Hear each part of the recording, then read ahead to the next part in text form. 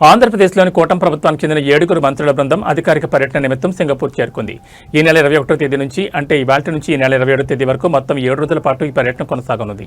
మంత్రుల సింగపూర్ పర్యటనకు రాష్ట్ర ప్రభుత్వం అధికారికంగా అనుమతి ఇచ్చిన విషయం తెలిసిందే.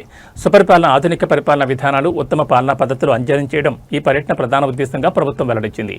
సింగపూర్లో అమలవుతున్న సమర్థవంతమైన పాలనా నమూనాలను పరిశీలించి వాటిని రాష్ట్రాభివృద్ధికి అన్వయించుకునే దిశగా ఈ పర్యటన ఉపయోగపడనుంది. ఈ పర్యటనలో మంత్రులు అచ్చెన్నాయుడు, పి నారాయణ, అనగాని సత్యప్రసాద్, బీసీ జనార్దన్ రెడ్డి, సత్యకుమార్ యాదవ్, వంగల్పూడి అనిత, నాదెండ్ల మనోహర్ పాల్గొంటున్నారు. ఈ రోజు ఉదయం సింగపూర్ చేరుకున్న మంత్రుల బృందానికి అక్కడి తెలుగు సంఘం ఘనస్వాగతం పలికింది. స్థానిక తెలుగు అసోసియేషన్ ప్రతినిధులు వారిని ఆత్మీయంగా ఆహ్వానించారు. సింగపూర్లో ఆధునిక పరిపాలనా విధానాలు, మౌలిక సదుపాయాల అభివృద్ధి, పట్టణ ప్రణాళిక, ప్రజాసేవల నిర్వహణ వంటి అంశాలను మంత్రుల బృందం అధ్యయనం చేయనుంది. అలాగే వరల్డ్ బ్యాంక్తో పాటు సింగపూర్ ప్రభుత్వ భాగస్వామ్యంతో రూపొందిన Singapore AP joint institute for world class అవగాహన ఒప్పందం కింద శిక్షణా కార్యక్రమాల్లో కూడా పాల్గొనున్నారు.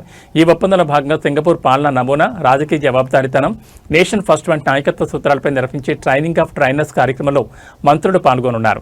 ఈ పర్యటన ద్వారా రాష్ట్ర పరిపాలనలో కొత్త మార్పులు, ఆధునిక విధానాల అమలు దిశగా కీలక నిర్ణయాలు వెలువడే అవకాశం ఉందని రాజకీయ వర్గాలు భావిస్తున్నాయి.